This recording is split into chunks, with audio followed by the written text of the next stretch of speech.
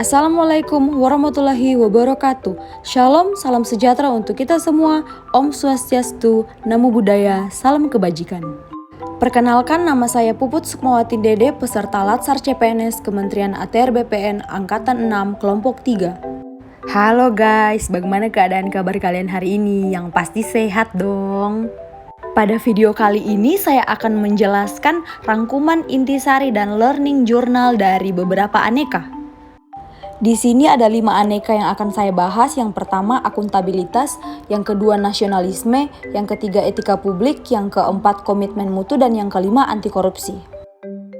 Akuntabilitas. Pengertian akuntabilitas adalah hubungan antara individu, kelompok, institusi dengan negara dan masyarakat yang mempunyai kewajiban untuk memenuhi tanggung jawab yang menjadi amanahnya, yaitu menjamin terwujudnya nilai-nilai publik.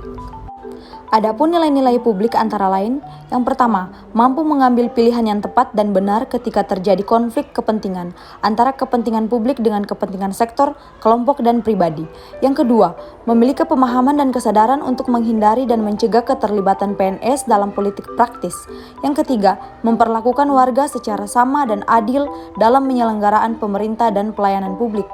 Yang keempat, menunjukkan sikap dan perilaku yang konsisten dan dapat diandalkan sebagai penyelenggara pemerintah. 3 fungsi utama akuntabilitas publik. Yang pertama, untuk menyediakan kontrol demokratis atau peran demokrasi. Yang kedua, untuk mencegah korupsi dan penyalahgunaan kekuasaan atau peran konstitusional. Yang ketiga, untuk meningkatkan efisiensi dan efektivitas atau peran belajar. Ada beberapa tingkatan dalam akuntabilitas. Yang pertama, akuntabilitas stakeholder, yaitu tanggung jawab organisasi pemerintah untuk mewujudkan pelayanan dan kinerja yang adil, responsif, dan bermartabat. Yang kedua, akuntabilitas organisasi, yaitu hasil pelaporan kinerja yang telah dicapai. Yang ketiga, akuntabilitas kelompok, yaitu kinerja sebuah institusi biasanya dilakukan atas kerjasama kelompok. Yang keempat, akuntabilitas individu, yaitu hubungan antara individu dan lingkungan kerjanya, yaitu antara PNS dengan instansinya sebagai pemberi kewenangan. Yang kelima, akuntabilitas personal, yaitu nilai-nilai yang ada pada diri seseorang seperti kejujuran, integritas, moral, dan etika.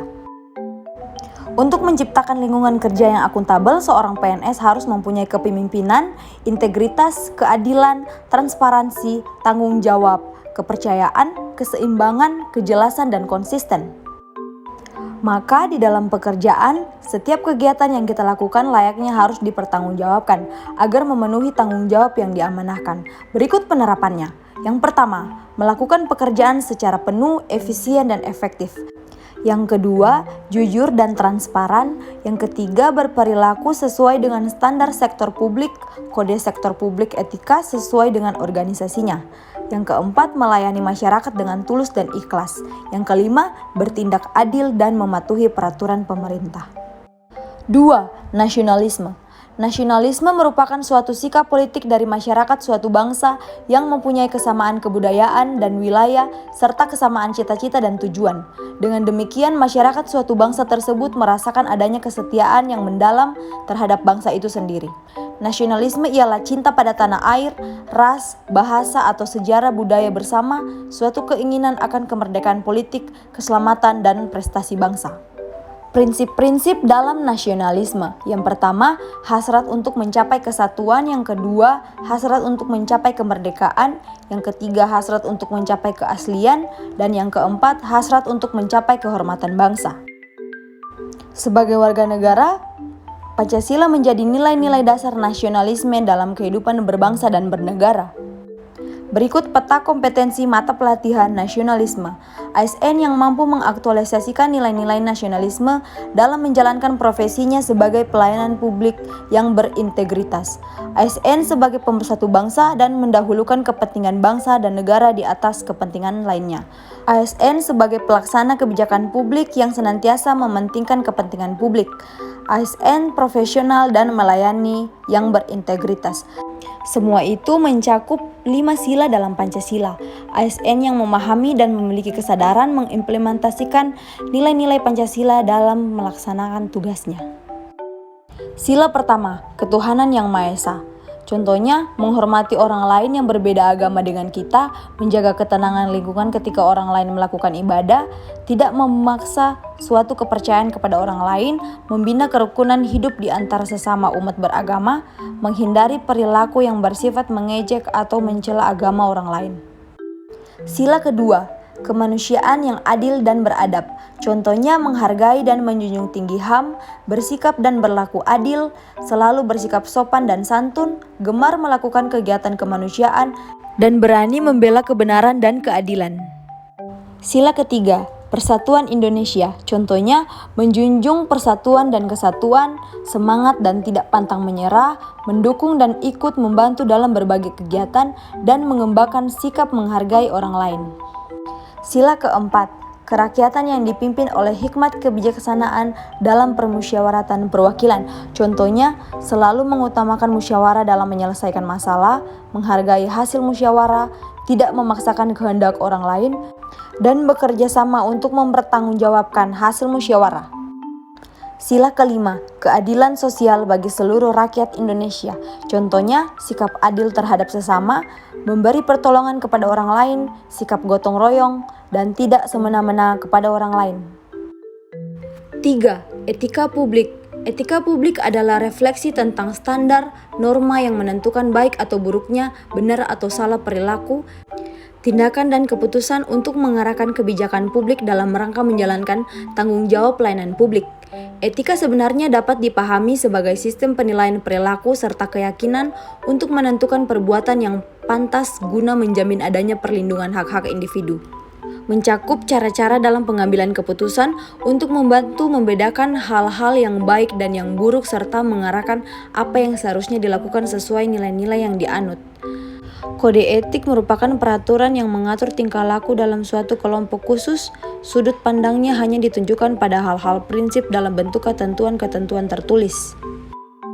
Berikut 12 kode etik dan kode perilaku aparatur sipil negara berdasarkan Undang-Undang ASN Pasal 5. 1. Melaksanakan tugasnya secara jujur, bertanggung jawab, dan berintegritas tinggi. 2. Melaksanakan tugasnya secara cermat dan disiplin. 3. Melaksanakan tugas sesuai dengan peraturan perundang-undangan yang berlaku. 4. Melayani dengan sikap hormat, sopan, dan tanpa tekanan. 5.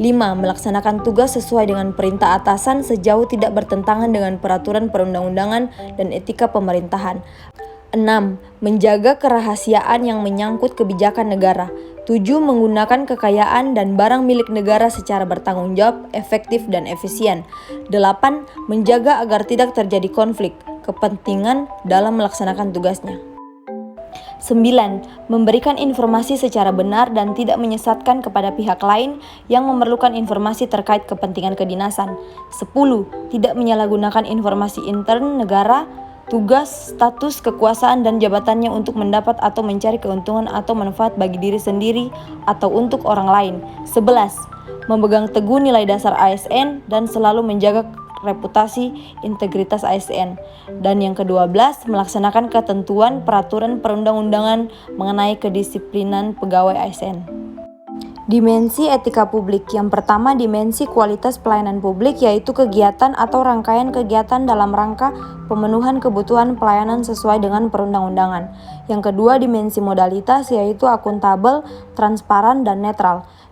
Yang ketiga, dimensi tindakan integritas publik, yaitu kualitas perilaku seseorang atau organisasi yang sesuai dengan nilai-nilai, standar, dan aturan moral yang diterima oleh anggota organisasi dan masyarakat.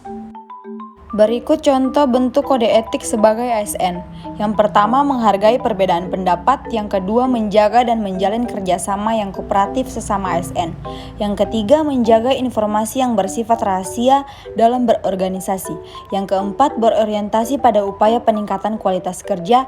Dan yang kelima, patuh dan taat terhadap standar operasional dan tata kerja. 4. Komitmen mutu. Komitmen mutu merupakan pemahaman konsep mengenai efektivitas, efisiensi, inovasi, dan mutu penyelenggaraan pemerintah. Efektivitas merupakan sejauh mana sebuah organisasi dapat mencapai tujuan yang ditetapkan. Efisiensi merupakan jumlah sumber daya yang merupakan untuk mencapai tujuan organisasi. Efisiensi dilakukan oleh berapa banyak bahan baku, biaya, dan tenaga yang dibutuhkan untuk mencapai sebuah tujuan. Inovasi muncul karena adanya dorongan kebutuhan organisasi atau perusahaan untuk beradaptasi dengan tuntutan perubahan yang terjadi di sekitarnya. Sedangkan mutu merupakan suatu kondisi dinamis berkaitan dengan produk, jasa, manusia, proses, dan lingkungan yang sesuai atau bahkan melebihi harapan konsumen atau pengguna. Komitmen mutu mencakup tujuan, peran, prosedur, hubungan, dan kepemimpinan. Nilai dasar orientasi mutu. Yang pertama, komitmen pada kepuasan customer. Yang kedua, cepat, tepat, dan ramah. Yang ketiga, melayani dengan hati. Yang keempat, melindungi dan mengayomi. Dan yang kelima, perbaikan berkelanjutan. Tujuan komitmen mutu yaitu agar terbentuknya karakter yang unggul dan mampu menjalankan peran dan fungsinya sebagai seorang ASN.